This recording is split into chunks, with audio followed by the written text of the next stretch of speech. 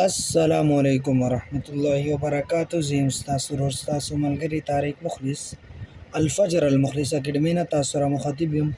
ملګرو نننی هومورک چې کوم دی هغه دی وړي کاف او لام. نو امید کوم چې تاسو مونږ سره په دې ویلو کې تر اخره پورې شریک شئ تر څو چې مونږ دا لیکي پوره کړو او تاسو استفاده ترې حاصله کړئ. که زمونږ چینل تاسو نوی سبسکرایب کړه زمونږ چینل سبسکرایب کړئ. راځئ راشئ هومورک طرف ته. تاسو الف چې کوم دا زده کړی به وي اول هومورک چې کوم هغه او درنیم کته اوس چې کوم دا په دې کاف کې هم الف ده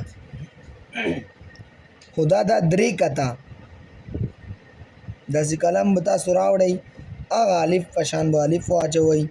بیا به تاسو با چې کومه وه ناخوني هم اچولی شئ دې کې کشتي با هم اچولی شئ. دا هومورک مو تیر کړی و انشاءالله کشتي با او نه با ناخوني به تاسو پیژندلی وي.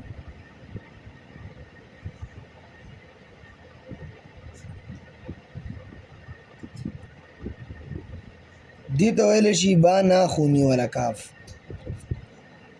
کشتي با والا هم اچولی شي.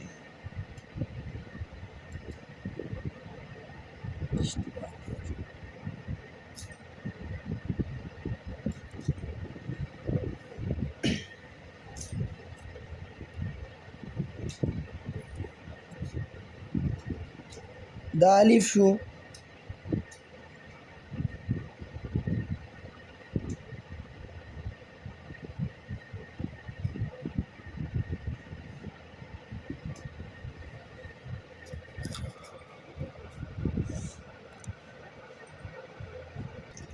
دې ته ویلی شي کشتي با والا الف.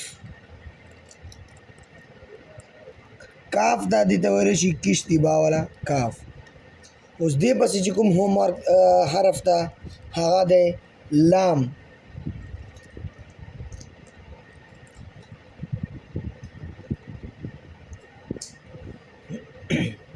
دا دی در نیم کته. دې کې هم الف به تاسو اول نه داسې واچوئ. دا الف شو. اوس دې نه بعد به تاسو دامن بیز وي کومه ګولایي ده په جیم کې چې کومه وه خو هغه یو طرف نه ده دا بل طرف نه ده فرق پکې دومره ده.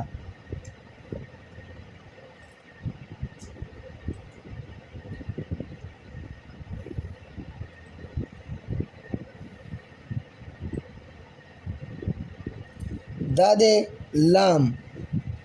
اوس دا وګوره نیم کت مو دلته پرېږدولو سړي تین کت مو راوستو دا مو هم سړي تین کت راوستو دا دغسې نیم کت مو پرېږدولو. دا و نننی هومورک چې تاسو مخته پیش شو. نو امید لره چې تاسو به انشاءالله استفاده حاصلوئ او که تر اوسه پورې زمونږ چینل تاسو نوی سبسکرایب کړه زمونږ چینل سبسکرایب کړئ او ویډیو مخکې ملګرو سره شیر کړئ. والسلام.